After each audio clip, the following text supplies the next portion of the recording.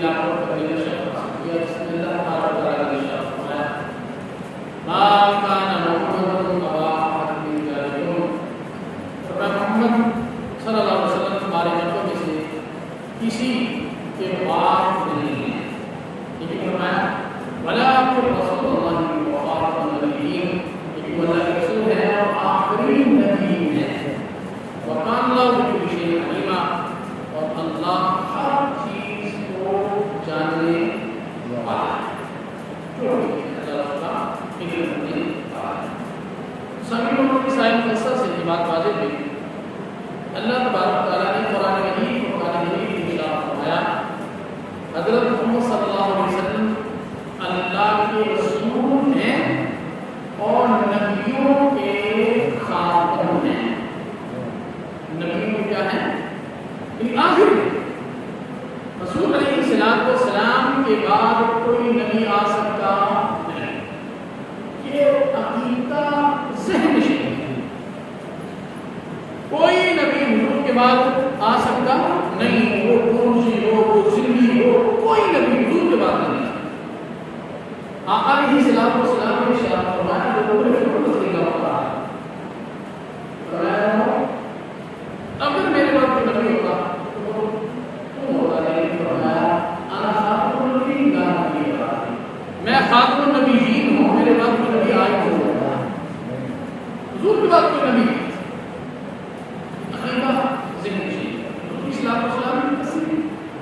احادیث مبارکہ میں جب اس کی دلائل ہوتی ہیں، حضرت علیہ السلام نے ارشاد فرمایا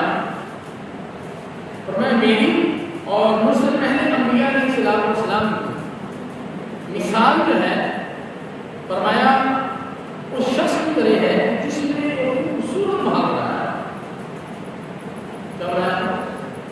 محل بنایا، خوبصورت محل بنایا ہو، اور بڑا خوبصورت محل ہے، اس کے اندر ایک ہی باقی ہو، سارا محل بڑا پیارا ہو، اور جو سے شخص کی آئی دیکھنے کے لیے تعجب کرے کہ محل تو بڑا خوبصورت ہے، لیکن کاش اگر یہ نہیں ہوتی تو یہ محل کیا ہو جاتا، مکمل ہو جاتا۔ آقا علیہ السلام نے ارشاد فرمایا وہ آخری عید میں مسلمان ہوں، آخری عید کون ہوں؟ فرمایا میں ہوں اور میرے بعد کوئی نبی نہیں آیا۔ اب وہ محل جو ہے وہ مکمل ہو گیا، اب اس کے اندر کوئی عید آ سکتی نہیں، حضور نے فرمایا وہ آخری عید میں ہوں، بس میں آ گیا ہوں تو وہ محل جو ہے وہ مکمل ہو چکا ہے، حضور کے بعد یاد رکھیں کہ نبی آ سکتا نہیں۔ پھر آقا علیہ السلام کی حدیث میں بات ہے، حضور صلی اللہ علیہ وسلم نے بیان کرتے ہیں کہ رسول صلی اللہ علیہ وسلم نے فرمایا مجھے باقی نبیوں پر 6 وجہ سے اللہ نے فضیلت عطا فرمائی ہے، 6 وجہ فرمایا وجہ سے مجھے اللہ تبارک و تعالیٰ نے باقی نبیوں پر کیا فضیلت عطا فرمائی ہے، 6 وجہ ہے۔ رسول صلی اللہ علیہ وسلم نے فرمایا کہ پہلی وجہ ہے وہ یہ ہے، فرمایا اللہ تبارک و تعالیٰ نے مجھے جامع کلام عطا فرمایا۔ جامع کلام جامع کلام یہ ہے کہ الفاظ تھوڑے ہوں اور معنی بہت زیادہ معنی۔